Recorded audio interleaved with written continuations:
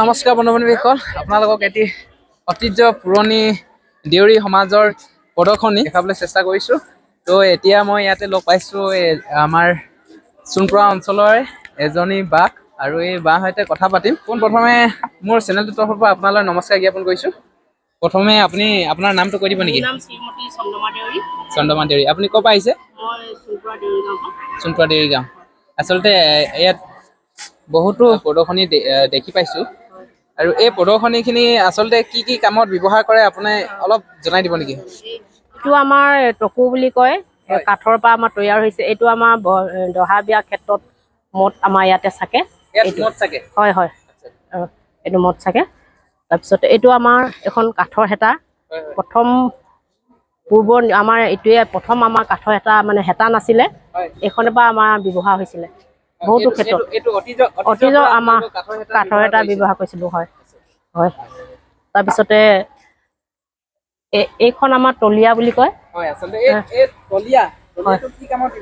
আমাৰ এইখন ধৰক কি কয়, যেতিয়া ডাঙৰ বৰ বিয়া পাতিব তেতিয়া কইনা সখীয়েক আৰু কইনাই ৰাইজক মানে বিলায়। হয়, এইখন আমাৰ হ'বই লাগিব, তলীয়া বুলি কয়। তাৰপিছতে এইটো আমাৰ ডাবৰ কল বুলি কয়। এইটো আমাৰ কল থাকিবই লাগিব।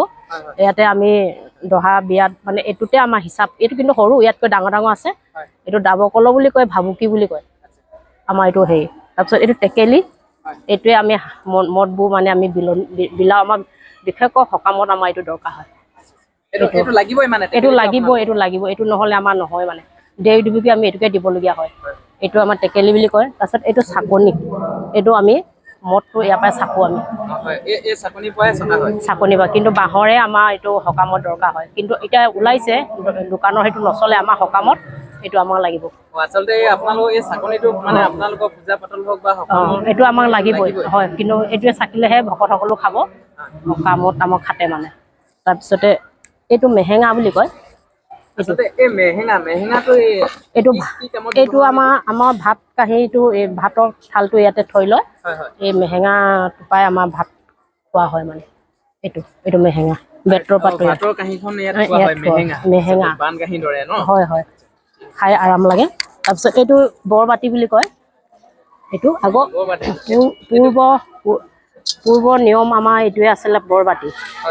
ইয়াতে আগৰ ককা দেউতাসকল আমি মানে ধৰি লওঁ, ইয়াতে মানে সাদ চিৰা দৈ আদি কৰি মানে বৰবাতিত ব্যৱহাৰ কৰিছিলে এইটো। তাৰপিছত এইযোৰ গামখাৰু বুলি কয়, হাচমোৱা আৰু এতিয়াহে গামখাৰু হাচমোৱা এইযোৰ। তাৰপিছতে এইটো দুগদুকি বুলি কয়। এইটো এইকেইটা মানে কিহৰ কাৰণে ব্যৱহাৰ হয়? এইটো আমাৰ দৰাও পিন্ধে ডাঙৰ বৰ বিয়াত, কইনাকো লাগে আমাৰ। এই দুগদুকিটো আমাক লাগিবই। হয়, এইটোৱে লাগিব আমাক।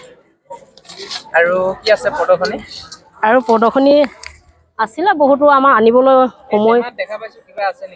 টেমাত যে এইটো কাণফুলি এযোৰ আছে নেকি? এইটো ইমান পৰম্পৰা নহয় বাৰু। এনেই দুগদুকিটো আমাৰ ইয়াত আহিছিলে মানে।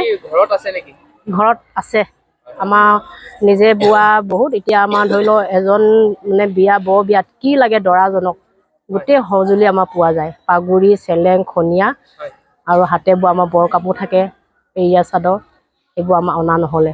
আগৰ দিনৰ বোৱাসকলে আমাৰ পাগুৰি মাৰে, মুগা ধুতি, মুগাৰ মানে পঞ্জাবী চাত, সেইবোৰ আমাৰ আনিবলৈ থাকিলে। সময়টো আমাৰ ছুটি হ'ল, চব পোৱা হ'লে ভাল হৈছিলে আমাৰ। মানে এইকেইটাকে মই লৈ আহিছোঁ আৰু দেখাওঁ বুলি।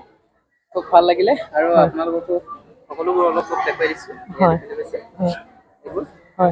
আৰু আইতাজনী বহুত দূৰৰ পৰা আহিছে, অলপ দূৰে হয় ঘৰটো, মানে আনিবলৈ অলপমান কষ্ট হ'ল। বস্তুখিনি গোটেইখিনি আনিব নোৱাৰিলে। পৰৱৰ্তী সময়ত এই আইতাজনী ঘৰত গৈ মই আপোনালোকক দেখাবলৈ চেষ্টা কৰিম মোৰ ভিডিঅ'ত থৈ দিম। আপোনালোকে এই আমাৰ যিবোৰ পুৰণি নিয়ম নীতি বা সামগ্ৰী চাবলৈ বিচাৰে, তেতিয়াহ'লে মোৰ চেনেলটো আৰু সেই মদৰ পিঠাটো দেখাব থাকিলে নহয়। মদৰ পিঠাটো আমাৰ এইটোৱে আমাৰ আচল সাজটো, মানে ইয়াৰ পৰা বনোৱা হয়। ইয়াত মানে বনৌষধ থকা হয়, গপচৈ, পেচেকা, নাঙল যোৱা, মৈ, চিচিলি, ঢেকীয়া আদি কৰি মানে এইখিনি আমাৰ পৰা এইটো চাউল হয়, চাউলত খুন্দি ঢেঁকীত এইটো তৈয়াৰ কৰা হয়। এইটোৱে আমাৰ মদৰ পিঠা বুলি কয়। হয় হয়, মদটো আপোনালোকৰ প্ৰতিটো পূজা পাতলত পূজা পাতলত আমাক লাগিবই মদ নহ'লে আমাৰ নহয় দেৱ দেৱী সকলো আমাৰ মদৰ পৰা চলে মানে